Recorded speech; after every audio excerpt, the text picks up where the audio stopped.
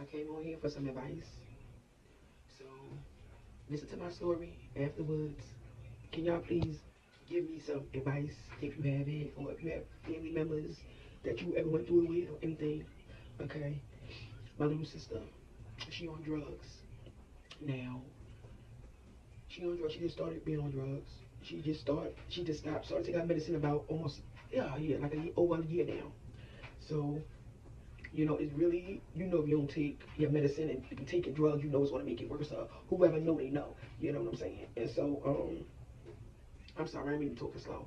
But anyway, she outside walking around, this and that. I'm trying to get her some help.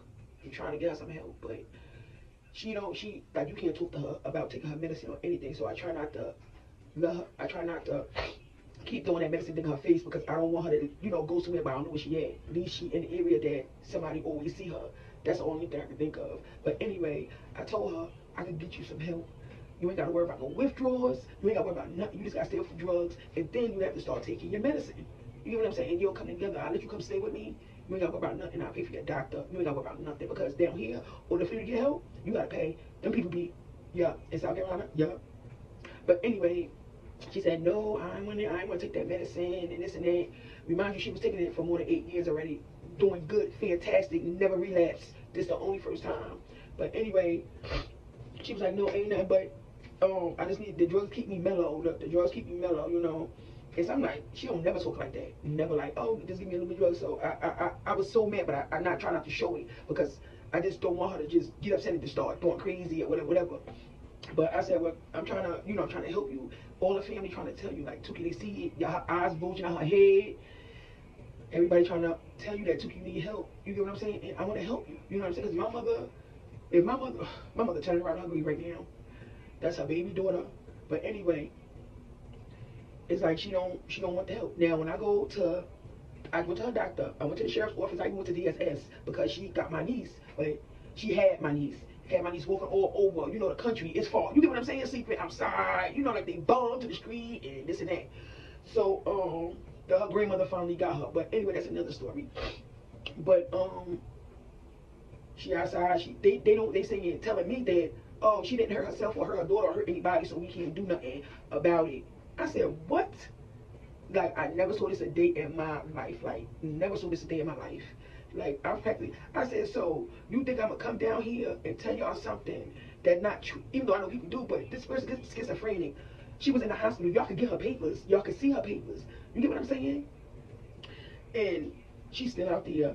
My cousin just had sent me a picture saying that she just walking back and forth outside. You know what I'm saying? And that just hurt me to my heart. Like, I don't want to. I know she's hungry.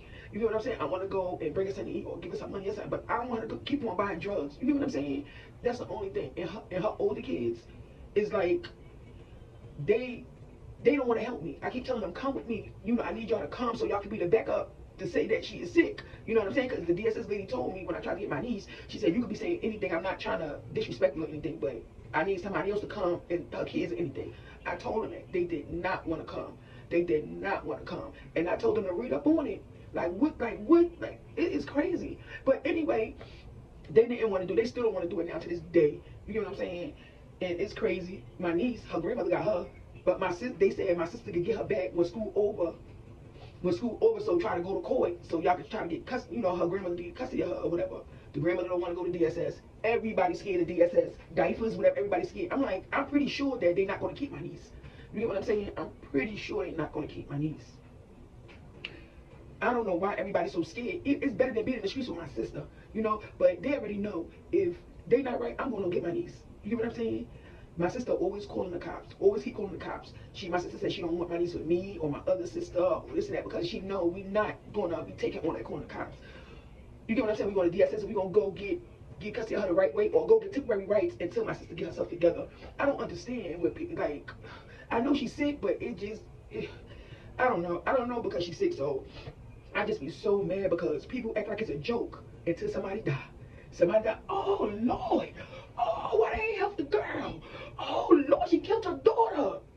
Everybody crying, calling me crying if something like that happened.